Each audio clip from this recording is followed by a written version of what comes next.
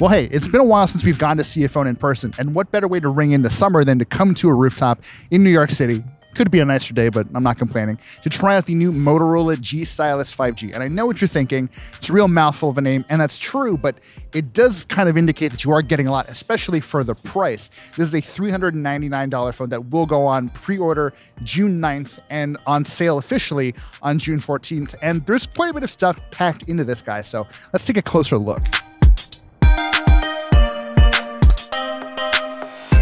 I think fundamentally we're seeing Motorola plated with strengths here. They have branched out into foldables. They're now doing flagships again with devices like the Motorola Edge and Edge Plus. But this is, again, a cheap and cheerful device powered in this case by a Snapdragon 480 5G. That base level $400 phone comes with 6 gigs of RAM and 128 gigs of internal storage, but you can actually augment that with a micro SD card up to 1 terabyte. That expandable storage will come in especially handy if you're trying to make the most out of this phone's quad camera setup. It is headlined by a 48 megapixel sensor around back, which in typical Motorola fashion does benefit from pixel baiting, so you will be shooting 12 megapixel stills by default.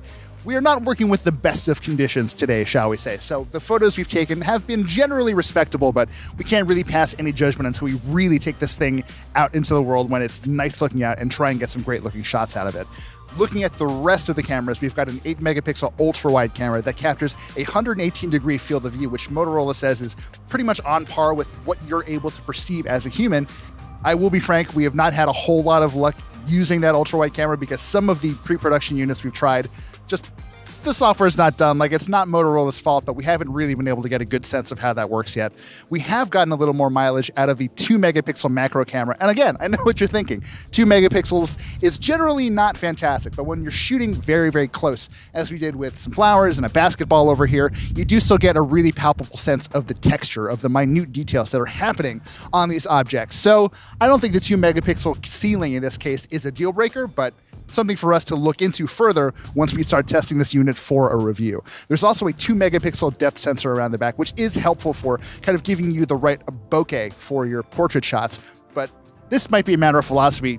I don't really count a depth sensor as a proper camera, and I sort of get annoyed when companies like Motorola in this case count that as a camera. I think as a consumer, you see quad cameras written down, you're like, oh, this is great, but you're actually only getting 3 that you can use really definitively. The Motorola G Stylus 5G also has a 6.8-inch Full HD Plus display, and I gotta say, this has been maybe the biggest question mark of all of the features we've tried so far.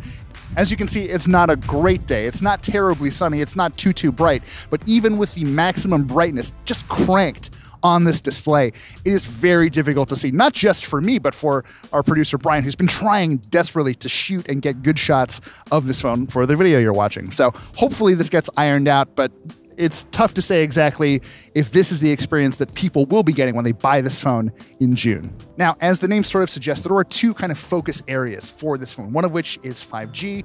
It supports 5G with Verizon, with AT&T, with a plethora of other carrier partners, which is nice because Motorola in the past, for example, has taken a break from working with AT&T. So as far as we understand it, you'll be able to walk into basically any carrier store and get a 5G phone for under $500, which is legitimately quite nice. It's not crazy fast millimeter wave. That's still super hard to find and kind of finicky even when you do find it, but sub 6 is better than nothing generally.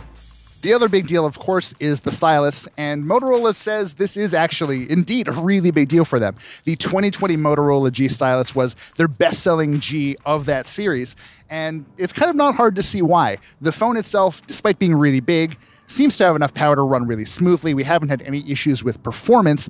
The one question mark, I think, for some people will be whether or not the screen is too big. It is a 20.5 by 9 display, so still pretty cinematic and generally taller and narrower than most displays, but this is a lot of phone.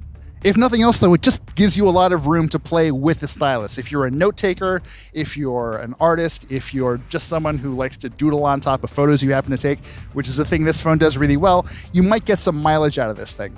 Let's be clear, though, this is not an active stylus. It actually just uses a metal mesh on the end of the tip of the stylus to actually interact with the display. So it works. It's certainly not bad. If you've ever used an LG Stylo, which RIP LG, you kind of know what to expect here. It's perfectly functional, but I wouldn't go crazy with this thing. It's not going to be a note quality experience, nor is Motorola claiming that it is meant to be one. Now, like I said, we have not had as much time to test this as we would like, but that is honestly how it goes sometimes. We're looking at a pretty reasonably priced phone with some decently competitive specs.